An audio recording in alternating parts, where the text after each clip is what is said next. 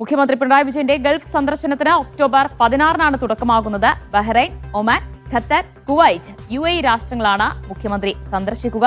Saudi സന്ദർശനം ഷെഡ്യൂളിൽ ഇല്ല എന്നാണ് മനസ്സിലാക്കുന്നത്. നമുക്ക് മുഖ്യമന്ത്രിയുടെ പ്രതികരണത്തിലേക്ക് പോകാം.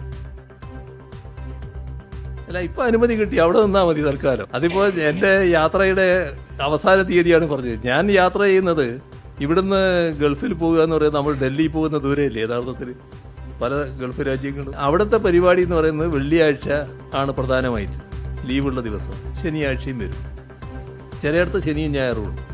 അപ്പോൾ ഒരാഴ്ച ഒരു സ്ഥലത്ത് പോകും, ഇങ്ങോട്ട് വരും, അടുത്ത ആഴ്ച മറ്റൊരു സ്ഥലത്ത് പോകും. അങ്ങനെയാണ് പരിപാടി.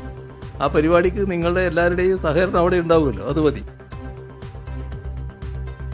വിവരങ്ങൾ നൽകാനായി മുഹമ്മദ് അബ്ബാസ് ആണ് ചേരുന്നത്. അബ്ബാസ്, മുഖ്യമന്ത്രിയുടെ ഗൾഫ് സന്ദർശനം എങ്ങനെയാണ് ക്രമീകരിച്ചിട്ടുള്ളത്?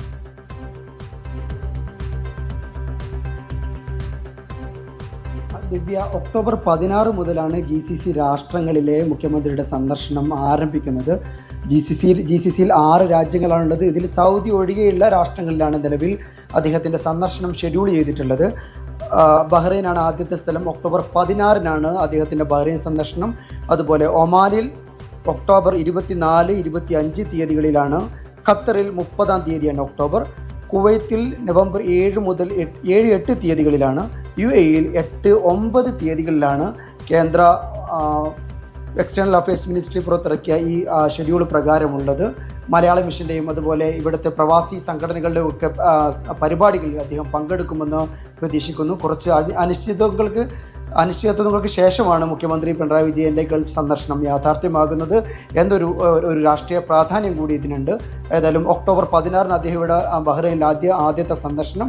അത് കഴിഞ്ഞ് അദ്ദേഹം നാട്ടിലേക്ക് തിരിച്ചു പോകും. എന്നിട്ട് പിന്നീടാണ് മറ്റു രാഷ്ട്രങ്ങളിലേക്കൊക്കെ തിരിച്ചു വരിക. ഒരു രാഷ്ട്രം സന്ദർശിച്ച് അവിടുത്തെ ആളുകളുമായി സംസാരിച്ച് പ്രവാസി കമ്മ്യൂണിറ്റികളുമായി ആശയവിനിമയം നടത്തി അദ്ദേഹം നാട്ടിലേക്ക് തിരിച്ചു പോവുകയും അങ്ങനെ വീണ്ടും ഇവിടെ വരുന്ന അങ്ങനെയുള്ളൊരു ഷെഡ്യൂളാണ് നമുക്ക് ഇപ്പോൾ കിട്ടിയത് പ്രകാരമുള്ളത്. ദിവ്യ.